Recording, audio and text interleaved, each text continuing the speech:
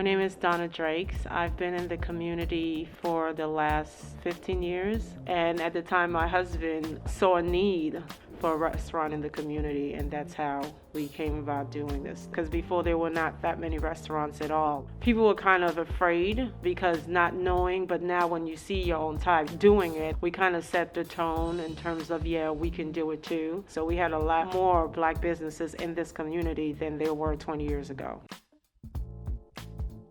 Brooklyn Beso. When you walk in here, I wanted the presence to feel like you were in the Caribbean, creating lively atmosphere and great food. We're known for our plantanos rellenos, stuffed plantain with bacalao. The customers will walk in, we know exactly what they want. It has been rewarding at times, just being a Black business owner, but a lot of changes. I mean, gentrification, of course, there's the good and bad with that, but right now, of course, we're dealing with a pandemic and we're going through a lot of ups and downs, trying to just recreate and stay in the game. I'm in the community, I'm a landlord, I own a daycare, I have a second location. And when this pandemic started, everything just came to a halt. And I'm like, you try to stay alive and put your hands in different things just to, if one doesn't work, then the other will work. But everything sort of came to a screeching halt. And it took a moment because everything was shut down. So I had a moment to just think about what's the next step, what's the next move. I know within myself I'm a survivor and I'm very creative. I kept saying that if I were indoors for 3 months, a patron coming out, what would I want? How would I want to feel? So I remember I had ordered a whole bunch of bright and vibrant yellow umbrellas. I just wanted to give it like a tropical feel because we're all stuck in our apartments. I wanted people to come out and feel alive. We have recreated the space. We have gone from not serving pizza to serving pizza, pastries and coffee in the morning just to kind of fill in that gap. We've also sold plants, working with entrepreneurs in the neighborhood just to get things going and stay relevant. And then you have customers who come up and say to you, thank you for being open, thank you for being here.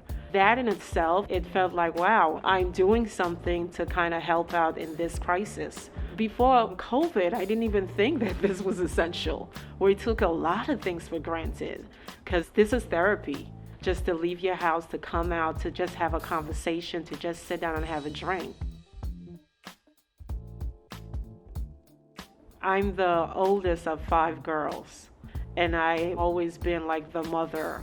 So it comes natural for me. Even here, my staff call me Mama Donna because my employees have been working for me for a really long time. We try to keep them employed by making sure that their salaries stay the same, but they do more for it. So I'm grateful for my employees because without them, I couldn't see this happening.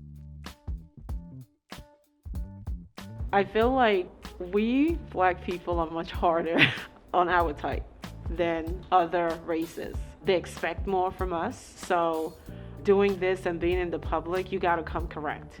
Because being in the restaurant business, no one wants to hear about your problems or what you're going through. They're coming out here, they've worked hard, they wanna spend their money, and they just want everything to go smooth sailing. It got even tougher during pandemic because you had to police so much. It's challenging, but it's rewarding. I hope to stay in this game for as long as possible, especially trying to help the neighborhood out. Just being a Black woman, having to play my part in this community, it feels good. And for all the Black-owned businesses, if we came together unitedly, we can survive this. We just have to be creative. We have to be patient. And we'll be able to get over this pandemic.